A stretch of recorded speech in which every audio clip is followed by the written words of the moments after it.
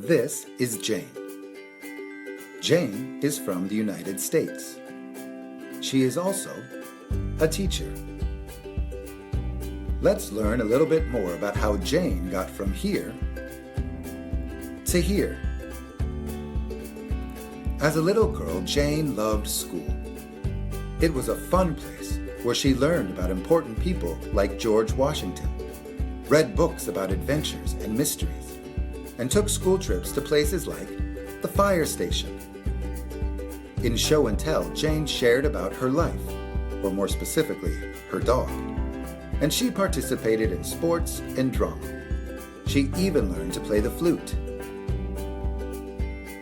Jane's school experience taught her to be an individual, to be independent, self-sufficient, and creative. She learned to respect others by waiting her turn, and that she would be respected for careful, thoughtful answers. She earned stickers for good behavior and was taught to dream about who she might be and what she could do with her life someday when she left home and set out on her own at age 18. Her favorite elementary school teacher, Miss White, used to tell Jane, if you just put your mind to it, you can be whatever you want to be. Jane put her mind to it. And after junior high, high school, and college, she became exactly what she wanted to be: a teacher. Now Jane is an excellent teacher. She teaches kids about important people like Abraham Lincoln, reads her students books about adventures and mysteries, takes her pupils on school trips to places like the state capitol. She listens to her students tell her about their lives through Show and Tell, and gives them projects that teach them to be respectful individuals, to be independent, self-sufficient, and to dream about the future. Every year, Jane tells her students that if they put their minds to it, they can be whatever they want to be. This is Aiya. Aiya is from the Arab world. She is also a teacher. Let's learn a little bit more about how Aiya got from here to here. As a little girl, Aiya did well in school. It was a challenging place where she learned about important people like Khalid bin Walid.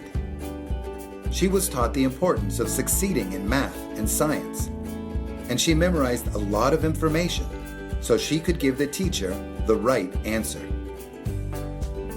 Aiya spent long hours studying because she knew a high score on the national test would make her whole family proud. She also knew that a high score, along with knowing the right people, might open the door for her to fulfill her parents' dream that she would become a doctor. Aiya's school experience taught her to put her family first, to be hardworking, to get things right, and to avoid mistakes at all cost.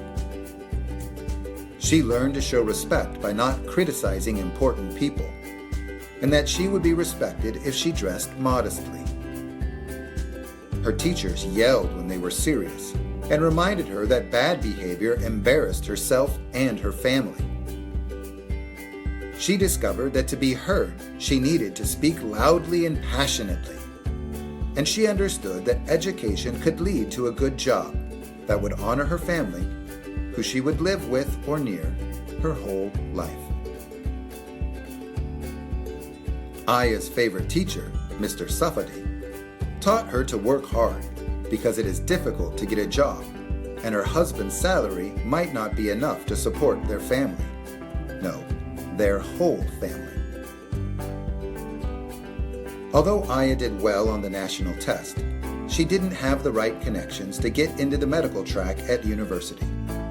Her parents were a little disappointed that she would never be a doctor, but she finished university with high marks and became an excellent teacher.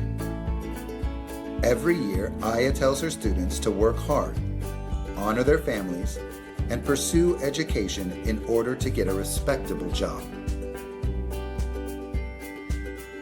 As you can see, Jane and Aiya have been raised with different cultural values and assumptions about education.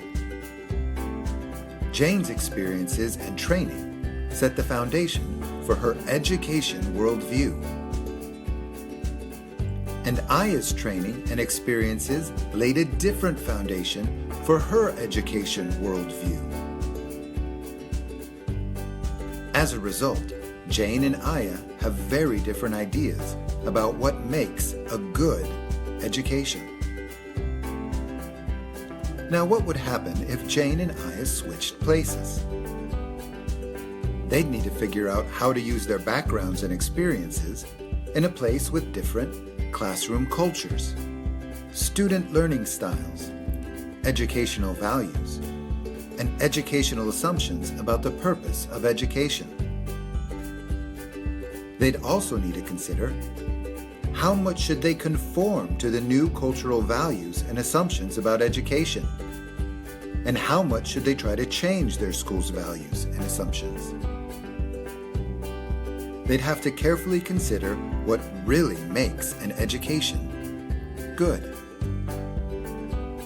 They'd also have to discover how they could thrive in their new educational contexts.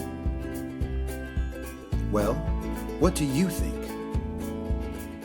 What advice would you give to Jane and Aiya?